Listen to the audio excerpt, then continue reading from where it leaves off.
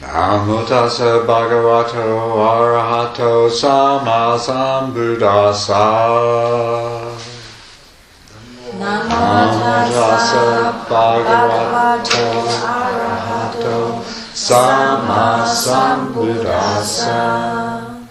Namo tassa bhagavato arahato sama sambuddhassa. Namo tassa bhagavato arahato sama sambuddhassa. Buddham saranam gacchami.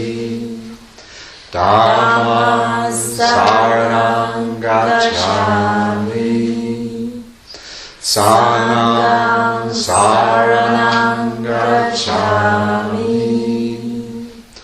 Dutiyampi Buddham saranam gacchami. Dutiyampi Dhammam saranam gacchami. Dutiyampi Sangham saranam gacchami. Tatyampi Buddham saranam gacchami. Tatyampi Dhammam saranam gacchami. Tatyampi Sangham saranam gacchami. This completes the going through the three ways. Anyatipada Brahmini Sakapadam Samadhiyami. I undertake the precept to refrain from harming or destroying living beings. Adina Dana Varamini Sakapadam Samadhiyami. I undertake the precept to refrain from taking that which is not given. Kamesu Michachara Varamini Sakapadam Samadhiyami. I undertake the precept to refrain from sexual misconduct. Musavada Brahmani Sakapadam Samadhiyami. I undertake the precept to refrain from wrong speech. Sura Mareya Maja Padatana Brahmani Sakapadam Samadhiyami. I undertake the precept to refrain from intoxicants that cause carelessness. I undertake the precept to refrain from sources of livelihood that bring harm to other beings. I undertake the precept to refrain from acting out of ill will or taking satisfaction in the misfortune of others. I undertake the precept to be open-hearted and generous in all my relationships with others. I undertake the precept to act with loving kindness and compassion in all my relationships with others. I undertake the precept to live with mindfulness and follow the Eightfold Path through daily study, meditation, and reflection. With these 10 precepts, virtue becomes the vehicle for a happy existence. Through virtue, good fortune is attained. Virtue is the vehicle for liberation. Let us purify our virtue. This completes the 10 precepts. May all beings be free from suffering. May all beings be free from ill will. May all beings be filled with loving kindness. May all beings make themselves truly happy. Thank you and good evening.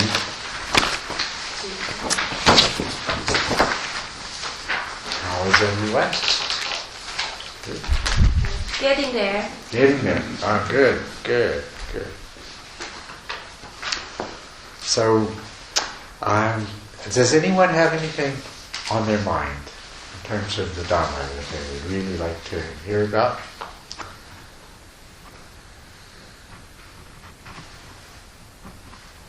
What's on your mind?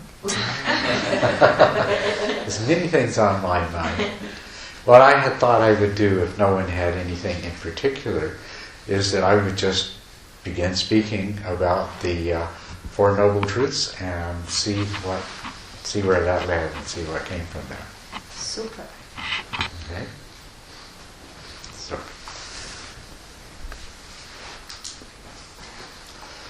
And it looks like no one else has anything to suggest, so we'll begin there. The first truth that the Buddha taught of the Four Truths was the truth, it's called the truth of suffering, often in English.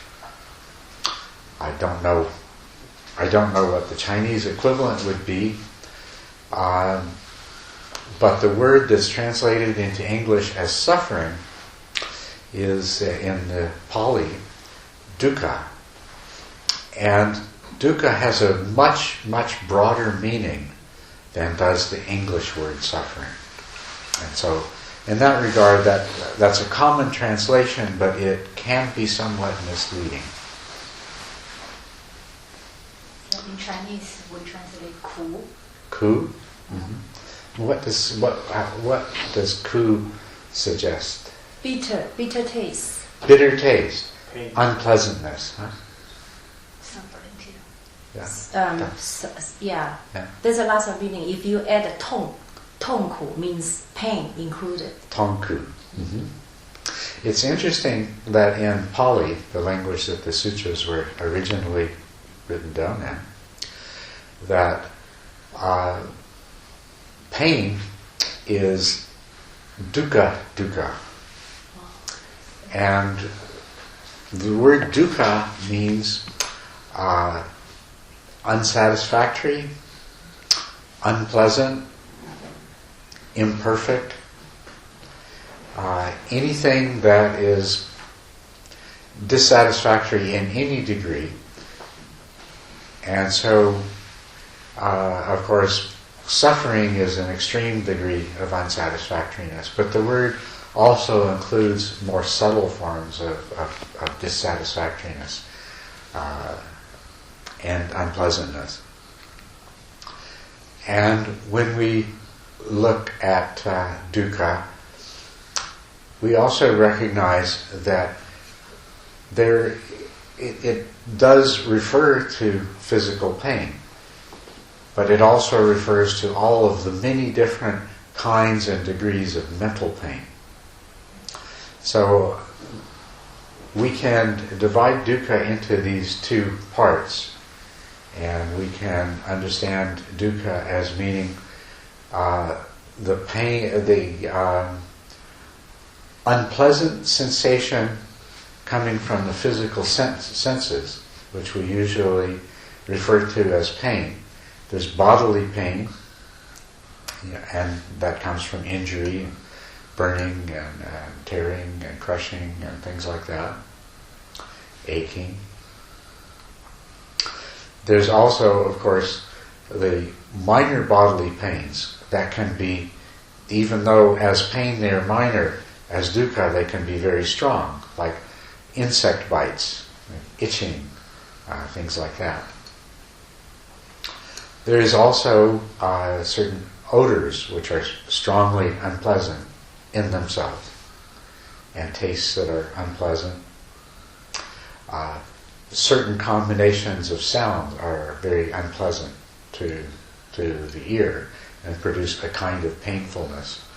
The old-fashioned blackboards, if somebody scraped their fingernails on an old-fashioned blackboard, that's, you could call that a painful sound, right? Yeah. With the eye, the I is much more of a neutral sense, although, there's certain combinations of colors that are somewhat offensive, but it's difficult to say that there's anything that the I experiences pain. But there are various degrees of unpleasantness associated with all of the senses, but the physical pain of the body is probably the clearest and most distinctive of the dukkhas. But then there's that huge range of the other kind of dukkha, the mental suffering, dissatisfactoriness, displeasure, unpleasantness. Now the truth of dukkha is that every aspect of human existence is pervaded by dukkha in one of its forms and to some degree or another. And that's understandable, but it's not immediately obvious to the person the first time they encounter this, because after all, there's many pleasures in the world, right? There's many occasions of happiness. But there is the obvious presence of physical pain and the inescapability of physical pain. So if we look at human life, we know that we can count on experiencing physical pain due to sickness and aging, and the process of dying includes its own pain. So birth and death, and also sickness and aging are associated with pain. And then there is, of course, as we go through our life day to day, many different sources of physical pain. You disregard much of the physical pain that's in your daily life. As a matter of fact, if you look closely, you spend a lot of your time and energy in your daily life avoiding minor degrees of physical pain. One of the things that happens when you sit still to meditate is you discover the pain that comes from sitting still. And if you observe yourself at other times, you find that you're always moving. You sit in a particular position and it becomes uncomfortable, so you shift and you move. And there's, independently of any external factor, we have itches on the skin, and without thinking about it, we'll scratch a place that itches. We're always relieving all these little kinds of pain. Then, of course, you do things, and there's pain associated with that. Even lying in bed at night in a comfortable bed, you lay long enough in a particular position, it becomes unpainful, and so you turn over. So you're constantly experiencing greater or lesser degrees of physical pain as a part of life. And this is part of the truth of suffering. But the more important part of the truth of suffering is the mental pain and all of its various forms that pervades every part of life, and which also, let's stop using the word pain, mental unsatisfactoriness that is a part of every aspect of life that pervades our human existence. And not so easily seen, because there are many causes of sensual pleasure, and so we can ask ourselves, and it's important to ask ourselves, in what way, the Buddha said that dukkha, dissatisfactoriness, characterizes every aspect of life. So what is there about pleasurable experience that is inherently dissatisfactory? And I'm wondering if any of you have any thoughts on that. Impermanent. The fact that it's impermanent, exactly. That is one aspect of it immediately. Yes? It's kind of like an addiction. The doses you need to be satiated become incrementally more and more. It's like alcohol.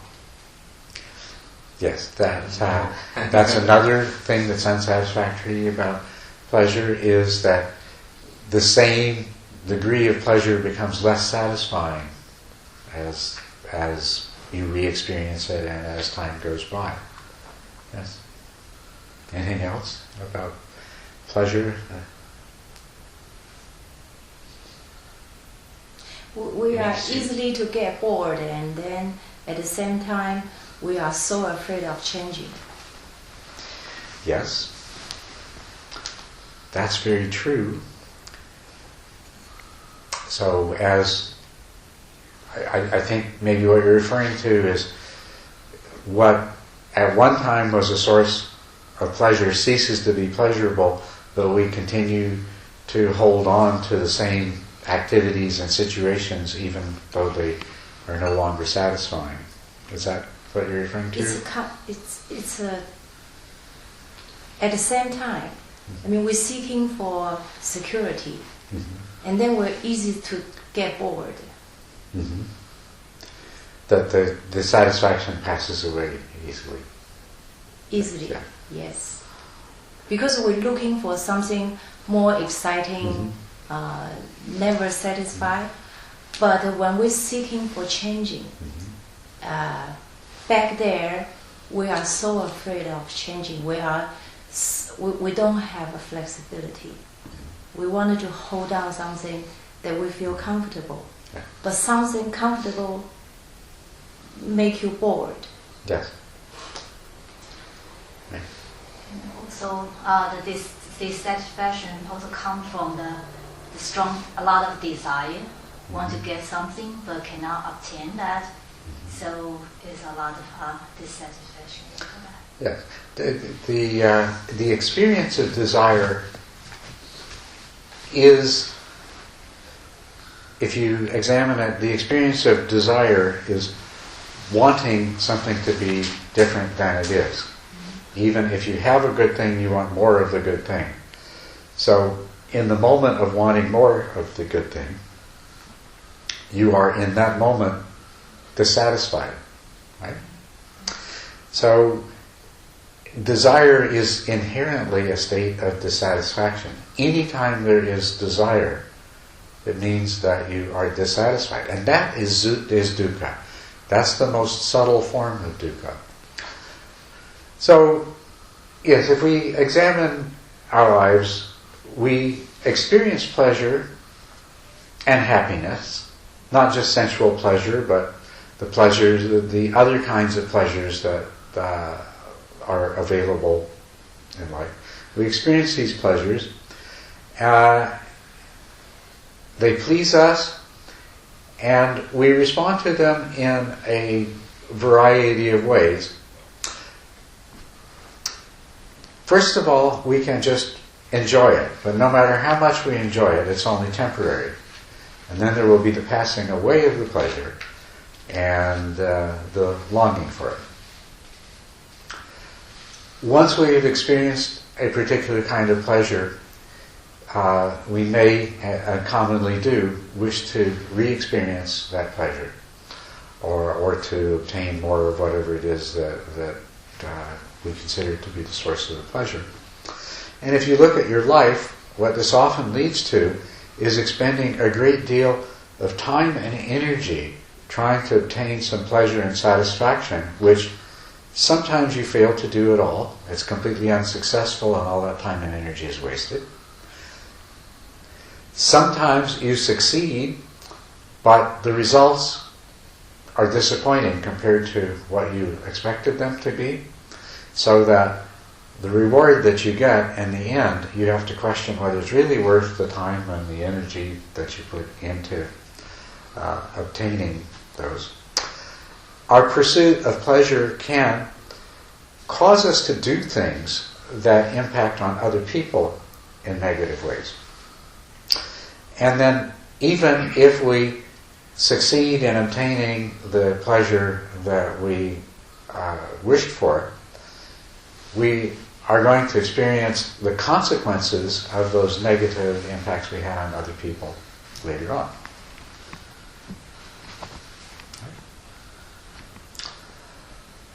often what happens when we experience something that's pleasurable, too, is that a thought like this occurs that, oh, this is wonderful, but it's going to pass away. We know that it's impermanent.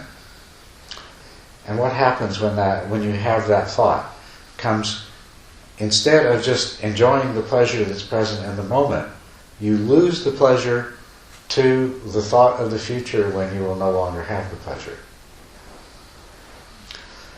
Or a similar thing that happens is that instead of just enjoying the pleasure, your greed is aroused and you move directly from pleasure to dissatisfaction because you want more of the pleasure. You either want to hold on to it or you want to get more of it. And in either case, what happens to the quality of the pleasure that's there in the moment? It fades away. Then, of course, we get the thing that we want and we lose it. It's broken, it's stolen, it disappears, it wears out. And what happens then? We experience grief. All the people that you love will die. You will eventually lose everything that is important to you. So this is another aspect too. And if you think about it, in what way is pleasure a cause of dukkha, dissatisfaction, grief, unhappiness? It's that it creates the attachment, and inevitably the loss will occur in one way or another. So that pleasure itself creates the seeds for the grief in the future. So this first truth is really bringing us to an awareness that the whole of our life and all of our activities as we normally live it and as we approach it is in a sense doomed to failure, because what we do constantly is try to obtain pleasure and to avoid pain. But we see it's never going to succeed. We're always going to end up dissatisfied to some degree in one way or another. And even the satisfactions that we do obtain set us up for future grief. So look at it from the point of view of change and impermanence. So this is the truth. This is the truth of suffering. Now, one thing about this is to keep clear is that there are these two different kinds of dukkha. One is the bodily pains that are inevitable. There is no escape from the fact that you live by virtue of a body. And a body is subject to pain, illness, aging, and death. And so there is that one aspect of dukkha which is completely inescapable. But if we put our attention on the other aspect of dukkha, which is all the different kinds of mental, psychological dissatisfaction, unhappiness, grief that we experience, this is where the potential is for liberation.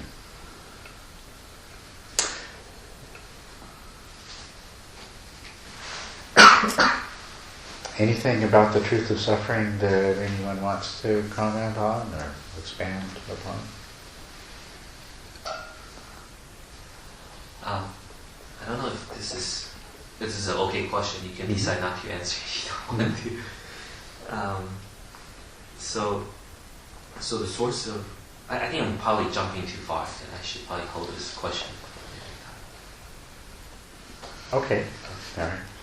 Because what we're doing is let's take it one step at a time. Yes. We'll get to the other thing. It's just this.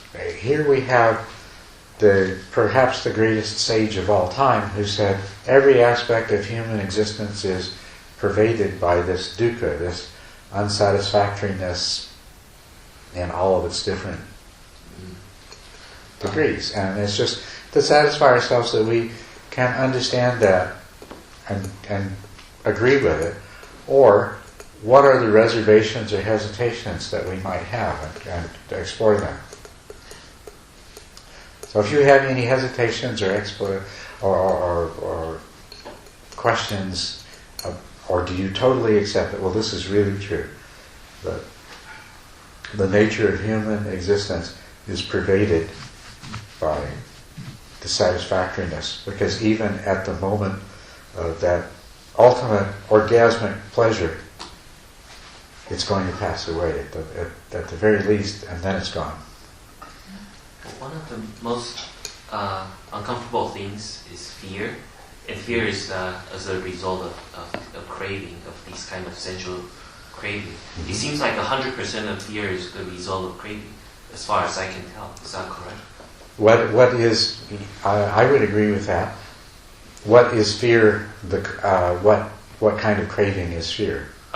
Fear of losing the things that we find very precious, and the fear of impermanence, pretty much. The fear of loss. Yeah. What are you? You're afraid of dying. Right. You're afraid of having your material objects disappear.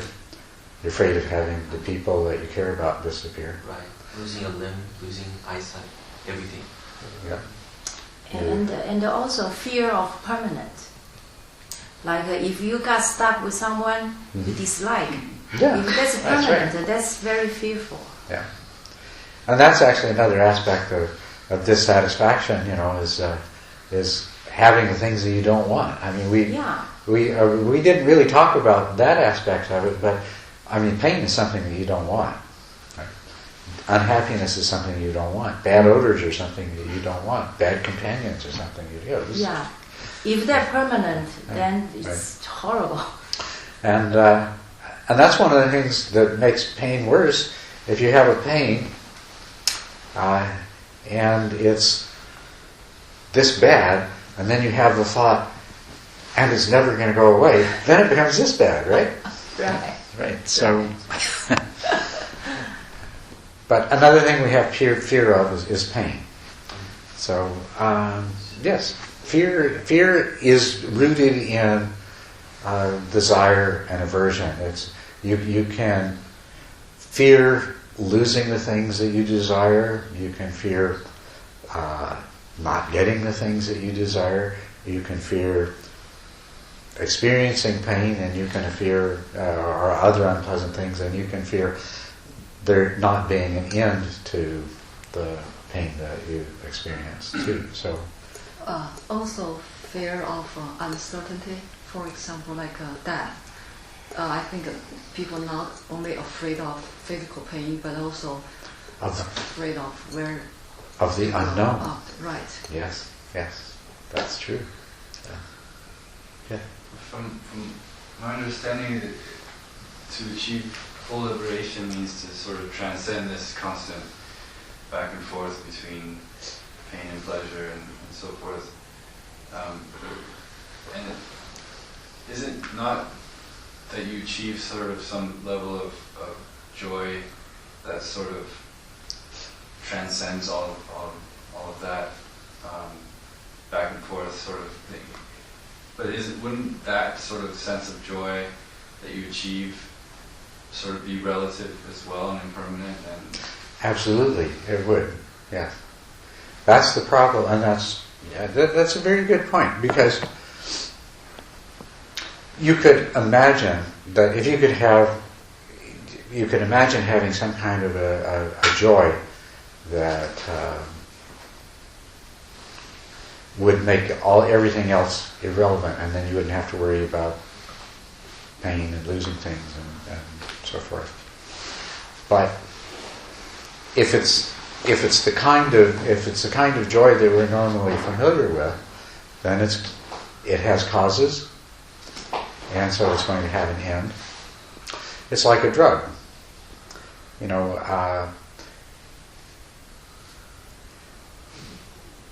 People who use narcotic drugs, it relieves the pain in their mind, the pain in their body, the pain in their spirit. But the drug always wears off. the relief, the release, the pleasure that they obtain.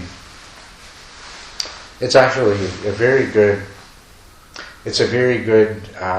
example of the whole principle of the first truth, because a person becomes addicted to one of these narcotic drugs because they use it, and it relieves all of their worry, their pain, their unhappiness, anxiety, and it replaces it with a sense of pleasure. So for the time that the drug lasts, all of these negative things are gone. But one of the problems with the drug is that it is impermanent, that it passes away, just as we said with the pleasures that we experience in the world. And of course, the person will go back and use it again and again. But one of the things that happens is there is always then the knowledge that this too is going to pass away. The other thing is, just as we get bored with the pleasures, the drug ceases to produce the same effect that it once did. And then, of course, there is the difficulty and the cost and the challenge of obtaining the drug. So really what you would see in a heroin addict is what you see in every human being who, through ignorance, is trying to avoid pain and achieve satisfaction through the things of the world. If I can only have this, if I can only avoid that, if I have more money, better job. Yeah, since you already talked about that, and I think here has some degree vague and confused. Has what? Some degrees vague and confused is regarding to the dukkha.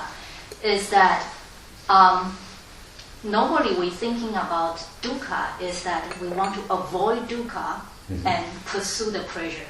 And for my understanding, this is not the third degrees Buddha's teaching.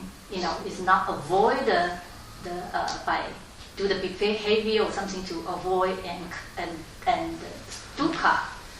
Is from the. So sometimes when we in daily life that I think usually we confuse. What's mean the leaving dukkha in verse, push away the dukkha and pursue the pleasure. Could you explore a little bit more of that? Well, what everyone already does is try to avoid what they see as the causes of dukkha, right? And to obtain what they see as the causes of pleasure, sukha.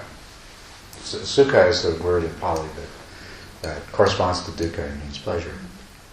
So this is what people are already doing. As they become somewhat more refined in their perception, they may seek through meditation, spiritual path, and so forth, other ways to push away and avoid dukkha.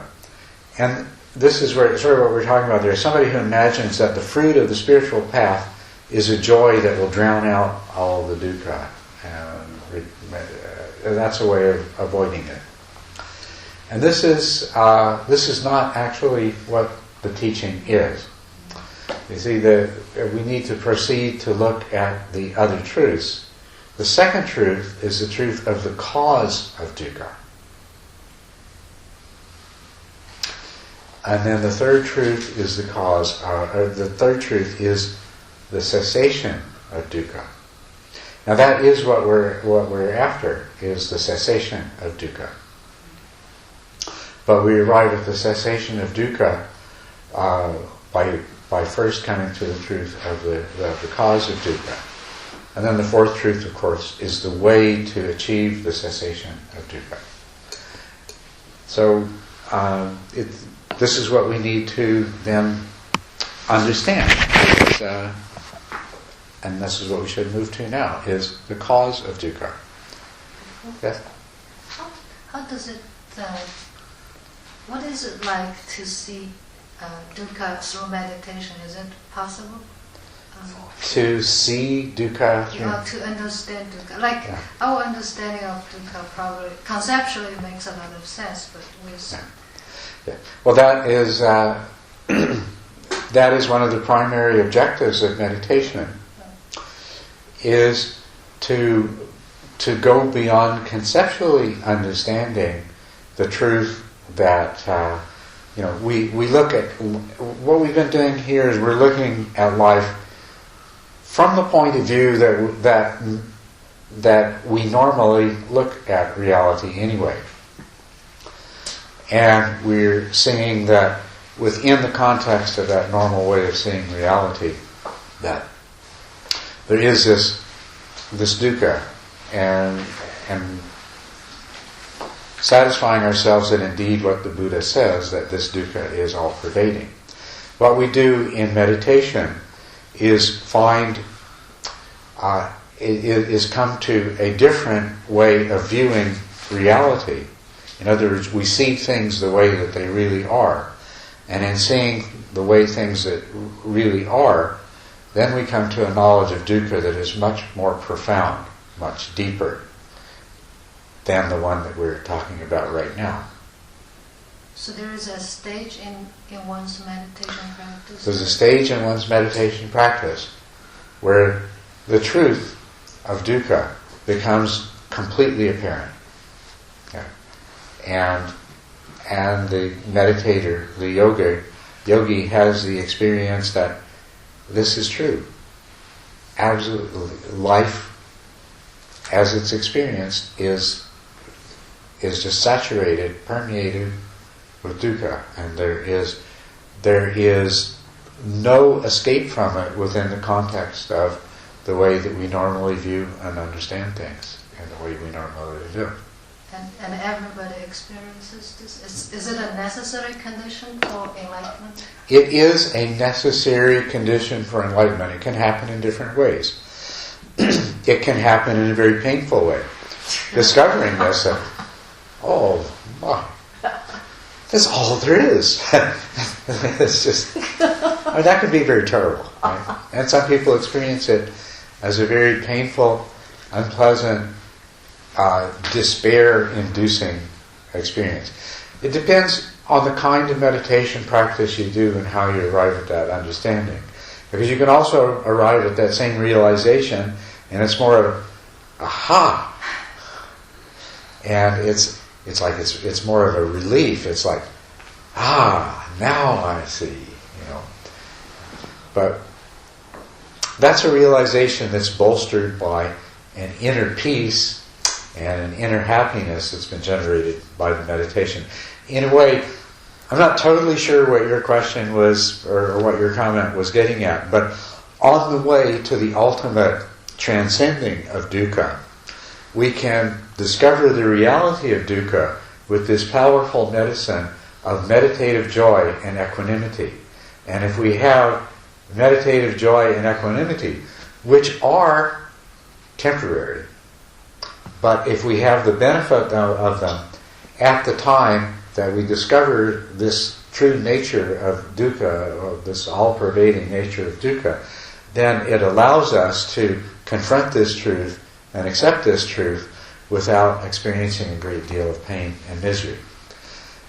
But either way, you need to move on to the next stage, which is the cessation of dukkha. Can I use this assembly I learned from other teacher? Yeah. Maybe it's from the sutra. The tadpole, all his life is in the water. Yes. Curdle. Yes. The turtle. Yeah. And all his life is in the water, so he cannot understand what water is. Right. But when this tadpole develop to a frog, the day he jump out. It's tadpole, not turtle. Okay, yeah. Right. Tadpole becomes a frog, jumps out of the water. Jump out of water. Yeah. At the minute this tadpole become frog and jump out. Yes. The minute of this jumping, this tadpole would understand what water is. But as long as this tadpole is still in the water, conceptually, he can say, okay, we're talking about water all the time, Yes. but we don't know what water is. That's Because the water is surrounded you in any way, many ways. Yes. You know, so. Yes, that is a very that's a very good analogy. That's the analogy for the experience of the cessation of dukkha and the cessation of the cause of dukkha, because it's when it ceases that's the point that you truly understand it. What dukkha is. Yeah, the understanding is approached by stages. We talk about it here and you can understand it conceptually. Mm-hmm. In meditation you can come to understanding the truth that this dukkha pervades every aspect of our experience. It's at the point where the causes of dukkha cease and dukkha ceases, but that's like the frog that's been a tadpole leaping out of the water, and now this is a level of understanding that can never be lost. It can never be forgotten. It's permanently. And also, that's the true understanding. That's the true understanding. Yeah. Yes, that's what we're working towards in the meditation practice. In the Dharma practice as a whole, that's what we're working towards. So now let's look at the cause of dukkha. And the cause of dukkha is said to be, the English word is craving, and that is a translation of the word in the Pali, tanha. And it's a pretty good translation. Like, there is no word in English that really corresponds to dukkha. So we have to use a lot of explanation to expand that meaning. The English word craving is closer to the meaning of tanha, although tanha goes much more deeply in the level of understanding that it encompasses. Craving. What is craving? Craving is basically of two types. There's the craving for something, and there's the craving not to have something. So we have the craving for something is desire. The desire for another spoonful of soup. The desire for anything, whether it's a little thing or the most obsessive desire and lust that you experience. The desire for something is one form of craving. And then the other is aversion, the desire not to have something, a pain, whether it's the severe pain of a great injury, or whether it's a minor itch, or whether it's an emotion of fear or anxiety or anything else, whether it's being in the presence of somebody that you don't want. Aversion, it's wanting something not to be there. So craving has both its positive and negative aspect, but it's all craving. And if we look at this and say, okay, what does craving ultimately boil down to? It boils down to wanting things to be different than the way they are. If you want something you don't have, that's wanting things to be different than the way they are. If you're wanting to not have something that is present, that's also wanting things not to be the way they are.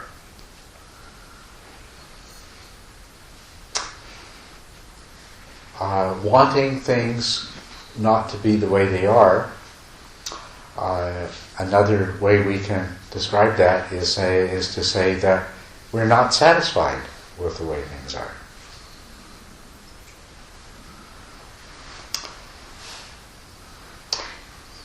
Craving is dissatisfaction. But didn't we say dukkha was unsatisfactoriness? Well, of course craving is the cause of dukkha. Right? Yes. You said craving is is for something different. Mm-hmm. What about the craving for something the same, like attachment, like you cling on something? Mm-hmm. That's also craving, right? Yeah, but like my mother loves me unconditional. Yes. Right. So I have this attachment, and I think that's unchanged. I mean, that's unconditional. And I don't want that attachment, that craving, is a cause. It is a cause of suffering in the future because loss is absolutely guaranteed. And it's a cause of suffering in the present because we know that loss will come someday. And the way that we are with the things that we're attached to is we do know, even if we're not consciously thinking of it in the moment, that we do know that they don't last. And so we grasp more tightly onto them in the moment. So the dissatisfaction that is craving is knowing that indeed things are impermanent. And we do know this. If you were completely deluded and thought that you would never ever lose the thing you wanted, you wouldn't experience, as a matter of fact, you probably wouldn't experience attachment. You wouldn't need to. It's always going to be there anyway. So attachment in itself is the craving. It's the rejection of the obvious truth that at the deepest level of our mind we already know that we will lose these things.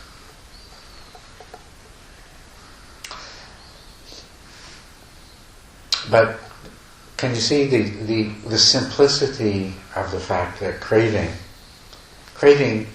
is the cause of dissatisfaction, because as soon as we experience craving, we're experiencing wanting things to be different than the way they are, wanting reality to be something other than it is.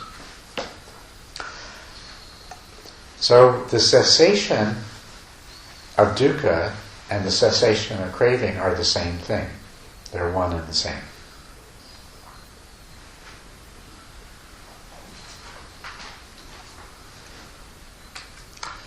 And you can understand that if you think about it.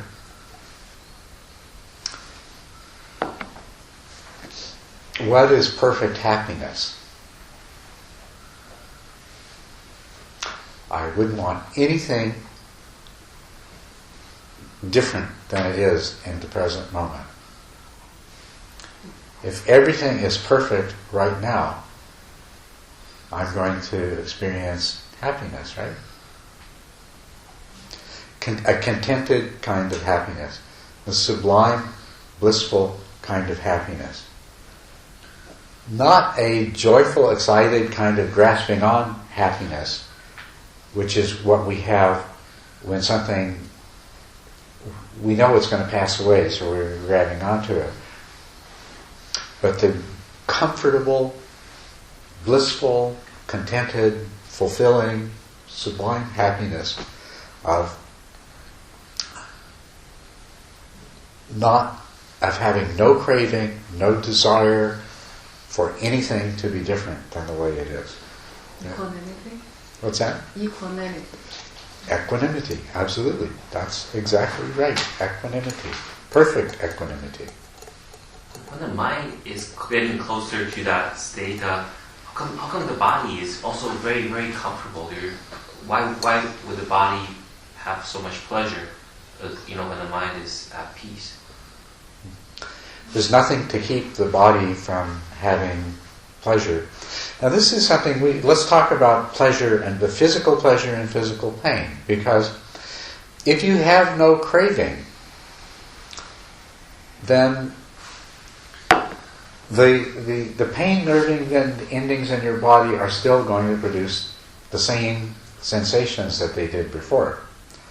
And likewise, pleasurable sensations from the body are going to be produced in exactly the same way. So in order to really understand this, we need to carefully understand the distinction between physical pain and pleasure and mental pain and pleasure. And this is something that you need to gather insight from through observing yourself, through observing your experiences both in meditation and out of meditation. We began talking about this last night. When you meditate on pain, one of the things that comes from meditating on pain is understanding the mental component of suffering and the physical part. So let's look at that at the moment. Because it's actually easier to understand in some ways than pleasure is. First of all, I encourage you to begin immediately being aware of pleasure and pain. Every experience you have, it's a logical necessity that every physical sensation and every mental experience you have is going to either be pleasant or unpleasant or neutral. These are the only three possibilities, right? So that's pretty simple. So with only three possibilities, you should be able to start identifying which each kind of experience is. So start observing that and noticing each sensation you have. Is it pleasant? Is it unpleasant? Or is it neither? And the same thing with each thought, memory, emotion, mental state that arises. Is it pleasant or is it unpleasant or is it neither? I'll tell you what you'll find out. At first it won't be as easy it takes a little bit of practice. And at first you're not sure. There's things that are obviously pleasant and obviously unpleasant. And it seems like there's a lot of experiences that it's hard to tell exactly what they are. As you pay more and more attention and as your awareness increases, you'll be able to discriminate even the subtly pleasurable and the subtly unpleasant from the truly neutral.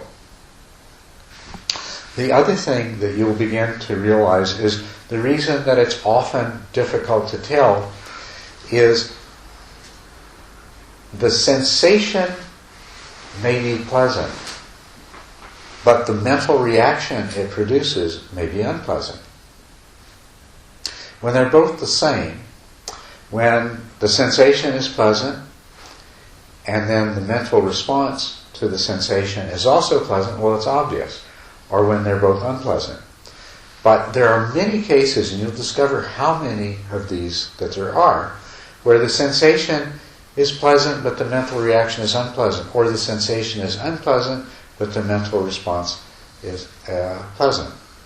Now, a particular kind of touch feels pleasant, but that same touch, it depends on who or what is producing it. Do you know what I mean? Yes. Yeah. Your mental reaction, if it's one kind of thing or one particular person that does this, that's pleasant. But it could be a different thing or a different person produce exactly the same sensation, and the mind is averse and rejects it. And likewise, are there not certain foods that we learn to enjoy and savor that the actual taste of is somewhat unpleasant, but the mind has learned to respond. So this extends into every aspect. So in order to truly understand the pleasant and the unpleasant in the world, we have to see that there is the pleasantness and the unpleasantness to do with the physical, and the pleasantness and the unpleasantness to do with the mental. And they kind of go in that order. There's the physical and then it's followed downstream by the mental, and they can be the same or they can be different. Once it starts to be clear, then you can look at something like pain.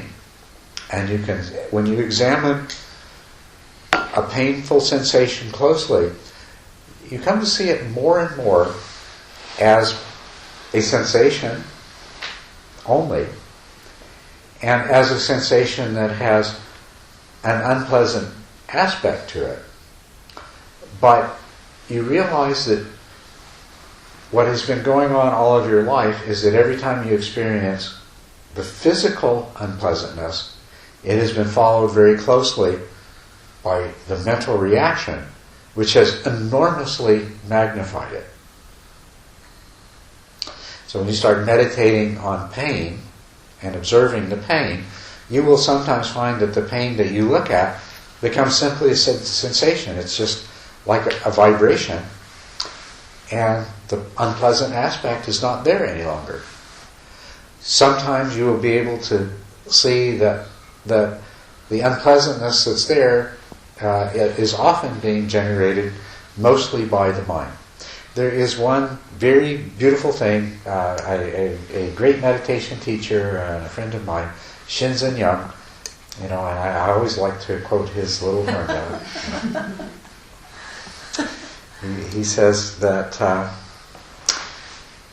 suffering, the mental experience of suffering is pain times resistance. And nothing times nothing is nothing. So you do the math, right? But this idea, though, it's very true, and you can experience it directly yourself. When you have a pain, and let's imagine that we could put this pain in mathematical units, and we say you have 10 units of pain. That's not a lot, 10 units of pain.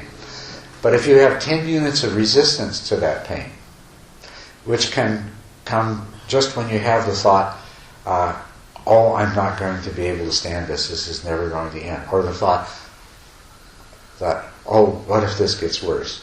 Or you have the thought, oh, maybe this pain is damaging my body, or something like that. And so, but 10 units of pain times 10 units of resistance is 100 units of suffering, right? 10 units of pain times 1 unit of resistance is 10 units of pain. Now here is, you will never, even the Buddha, even a fully enlightened being, cannot avoid the unpleasantness that arises from the body. It's there. And sickness and old age and death. But if 10 units of pain is multiplied by 0 units of resistance, which is to say 100% equanimity, which is to say no craving for things to be different, total acceptance, no unsatisfactoriness, then that 10 units of pain times 0 resistance is 0 suffering. So we can say that a Buddha in this way is completely free from suffering, because the mental reaction to the physical sensation is changing it to 0.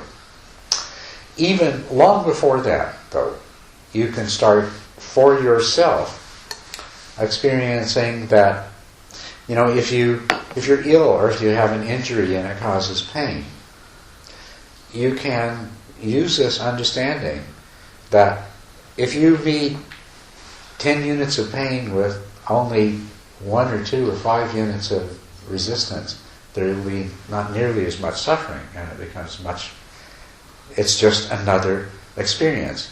Yes, an unpleasant experience, but just another experience, and not a cause for great mental trauma, unhappiness and dissatisfaction.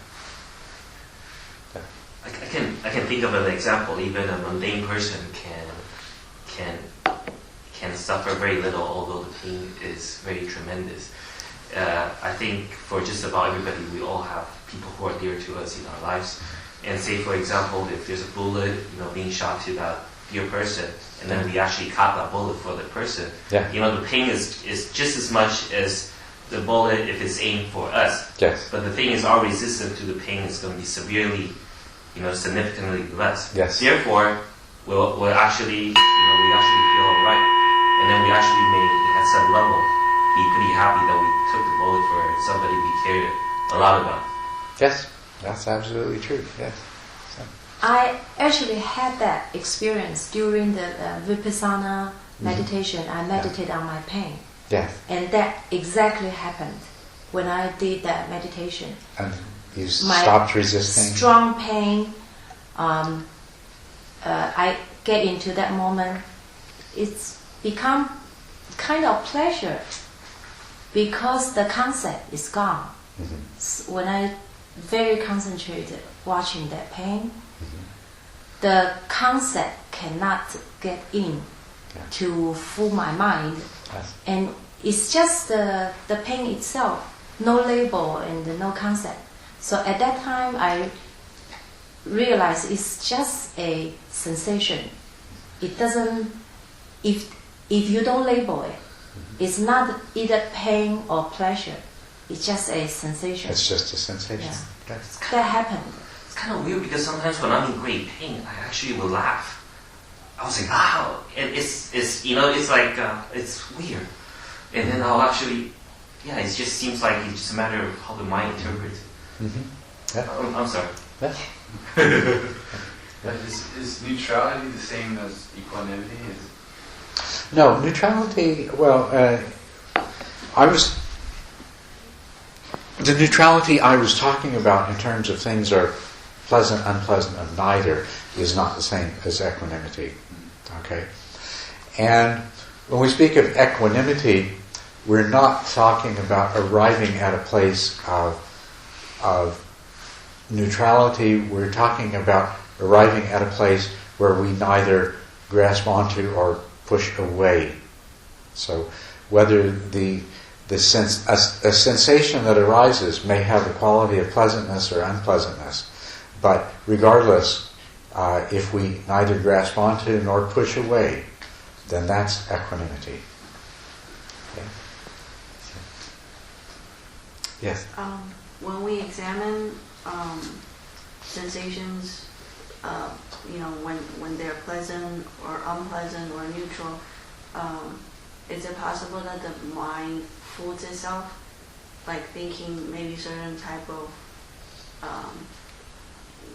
something that's unpleasant but it identifies as pleasant, and then if it's something that's pleasant and then vice versa? Like for example, like say we go on a roller coaster at a very high point, when it drops, it's actually uncomfortable, but people get a big thrill out of it. So is that because the mind fools itself thinking that it's actually something fun? So identify that pleasure, that sensation as a pleasure? Well, in that particular example, which is probably pretty good, there's a combination of different things going on. The excitement is causing certain hormones to be released in the body that produce a kind of pleasure as well. A person doesn't enjoy, not everyone enjoys a roller coaster, and a person would not enjoy a roller coaster at all unless they had the trust that, even though it seems as though the car may go off the track, if you don't have the trust and the belief that it's not going to happen, it's a terrifying experience, and there is absolutely no pleasure in it at all. So,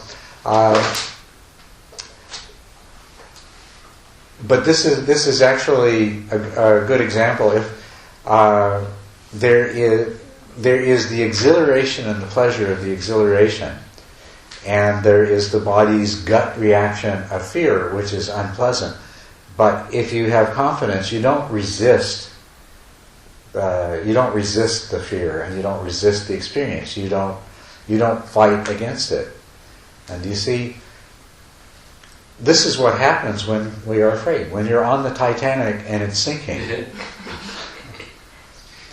if you fight the inevitable, then you will go down with a maximum degree of suffering.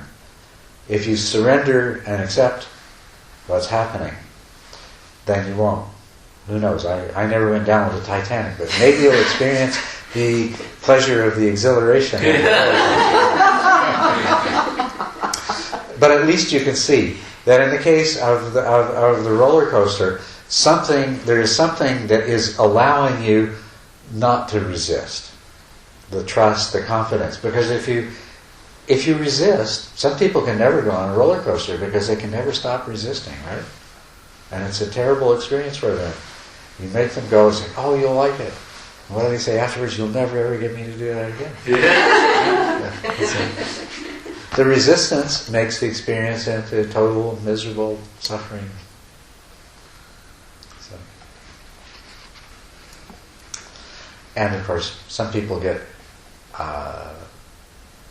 addicted to the pleasure and the exhilaration of the adrenaline that's released. There's some people that they spend their life going from one thing to another, always looking for that adrenaline high. So that's the other side of it. So it's not quite this. That's a more complicated example. So, yes. I heard a story. There's a Western lady. He went to Thailand into the meditation, and he became a monk. And in the beginning of go to the forest center, and he noticed that the small monks in the truck, the surface of the road is pretty rough. So the cars keep bumping up and down. So the small monks, when their head hit the roof of the car, so the small monks began to laugh, just laughing. So he was very surprised. It's supposed to be very painful, so why are you laughing? So the monks tell him that if you laugh, the suffering, the degree of suffering actually reduced. And he tried it too. And I tried it too as well. Does that explain that the stream winner? So in the sutra, they describe that the stream winner, when they're facing the death, they treat it like they are going to the party. Can that explain that? Well, yes, it does. It does. Now the stream, not every stream winner might necessarily have that degree of equanimity, but a stream winner, many stream winners will, and of course the once returners and the non-returners will definitely. The thing that changes with when you become awakened and you see and understand things the way they really are is that life and death are a great adventure. Right? So yeah, death is just the next part of the great adventure. So. And because they have a trust, because they really see things they are, so they have this ultimate trust. Yeah. So they no longer fear. Yeah. Because what's dying, the body and the mind, are what's breaking up, but they know that they no longer believe that they are the body and the mind. So. Okay, well this is a good discussion. Maybe we'll continue on the same topic tomorrow. So please think, reflect, and definitely observe pleasant, unpleasant, and neutral mental and physical sensation. Okay? So thank you very much, and we'll take a little break. Just a brief one because I talked during their break. So take 5 minutes or so to stretch, and then we'll come and sit together.